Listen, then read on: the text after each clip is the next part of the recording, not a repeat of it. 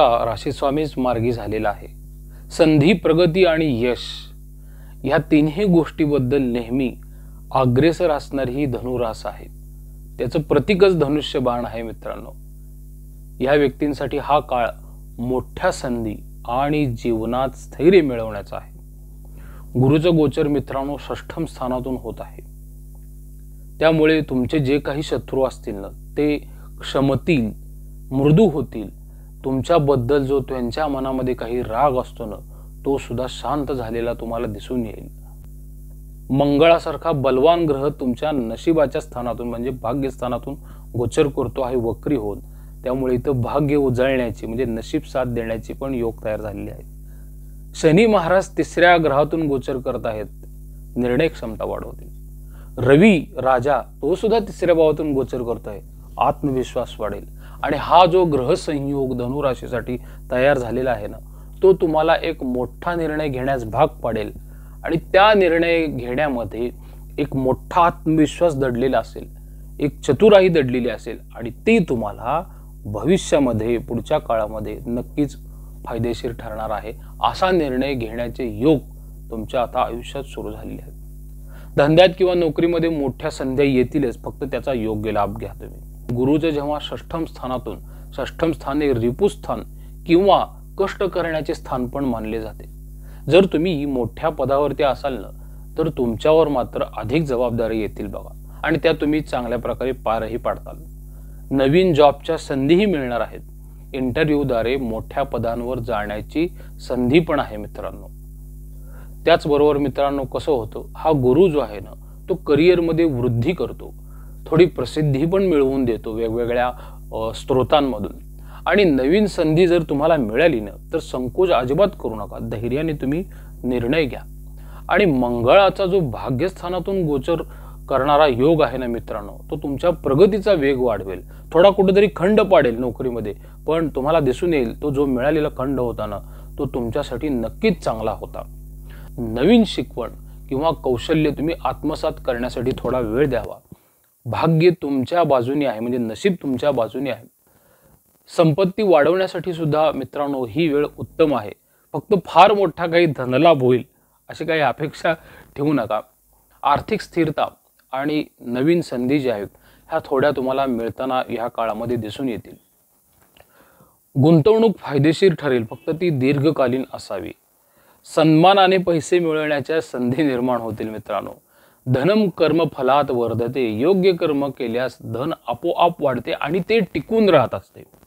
आर्थिक नियोजन फक्त नीट करा आणि संधीचा फायदा घ्या मित्रांनो। तिसऱ्या भावातून जो शनी जातोय ना तो जोखीम घेण्यास अनुकूल असतो, फक्त ती आगाऊ आत्मविश्वासातून घेतलेली जोखीम नको आहे, ती पूर्णपणे अभ्यास करून कॅल्क्युलेटेड तुम्ही रिस्क घेणं गरजेचं असतं। तृतीय शनीना परिश्रमो विजयाय, तिसऱ्या भावातील शनी परिश्रम आणि विजय देतो। जोखीम घेण्यास घाबरू नका, योग्य नियोजनाने तुम्ही पुढे जाऊ शकता। कौटुंबिक आणि वैवाहिक जीवनाचा जर आपण विचार केला ना तर प्रेम संबंध दृढ होतील। मित्रांनो कसं आहे, कुटुंबासाठी यश मिळवण्याचा हा काळ असतो, म्हणजे कुटुंबातील व्यक्तींना सुद्धा तुम्हाला जे काही यश मिळते ना त्याबद्दल आनंद वाटत जातो आणि अभिमानही वाटत जातो। कुटुंबातील सदस्यांवर याचा चांगला प्रभाव पडेल आणि तुमच्याबद्दल त्यांच्याकडून आदराची भावना अजून वाढेल। नवीन घर खरेदी करण्यासाठी सुद्धा तुम्ही विचार करू शकता। त्याच्यानंतर हा ज्या भावातील गुरु आहे ना षष्ठम भावातील तो तुमच्या कुटुंबाच्या प्रतिष्ठेमध्ये पण वाढ करत असतो। आईकडच्या कुटुंबातील जी लोक असतात ना त्यांच्या पण प्रतिष्ठेमध्ये वाढ होत असतो मित्रांनो। निष्कर्ष काय असू शकतो की तिसऱ्या भावातील सूर्य जो आहे ना तो आत्मविश्वास आणि धाडस वाढवतो बघा। वैवाहिक जीवनात सुद्धा जोडीदाराच्या सहकार्यामुळे तुम्हाला नवीन संधी मिळतात। भाऊ बहिणी यांच्यासोबत चांगले संबंध पण ठेवा, त्यांच्याकडून तुम्हाला मदत मिळणार आहे। तृतीय सूर्य पराक्रम वृद्धी, तिसऱ्या भावातील सूर्य धाडस आणि आत्मविश्वास वाढवतो। नवीन संधी स्वीकारा आणि आत्मविश्वास ठेवा। शारीरिक आणि मानसिक बळ तुमचं वाढताना दिसून येणार आहे।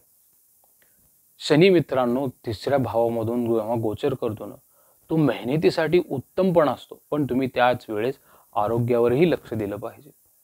उदाहरण जर घेतले तर अत्याधिक कामामुळे थकवा येऊ शकतो.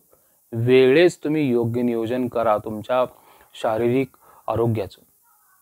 व्यायामाला प्राधान्य देणं गरजेचं आहे. परिश्रमेण आरोग्यम वृद्धते, म्हणजे मेहनतीनेच आरोग्य सुधारत असते. त्यामुळे नियमित व्यायाम करणं गरजेचं आहे मित्रांनो. अंतिम निष्कर्ष काय आहे? धनु राशीच्या व्यक्तींसाठी संधी आणि यशाचा काळ आहे. नवीन जबाबदारी मिळेल, प्रमोशनच्या संधी पण येतील. त्याचबरोबर मित्रांनो, गुंतवणुकीसाठी व्यक्तींचा सल्ला घ्यावा, ज्या तज्ज्ञ आहेत तुमच्या क्षेत्रामध्ये, तुम्ही ज्या क्षेत्रामध्ये गुंतवणूक करतायत त्या. कुटुंबाची प्रतिष्ठा वाढेल आणि कुटुंबाकडून फायदाही मिळेल. उत्साही आणि ऊर्जावान राहाल, परंतु अतिश्रम टाळणं फार गरजेचं आहे मित्रांनो. ही वेळ मोठ्या संधीचा लाभ घेण्याची आहे. नशीब तुमच्या बाजूनी आहे. फक्त मेहनत करा आणि योग्य निर्णय घ्या. तुम्हाला तिथं यश मिळताना नक्कीच दिसून येतं. प्रसाद कुलकर्णी, पंढरपूर. श्रीराम.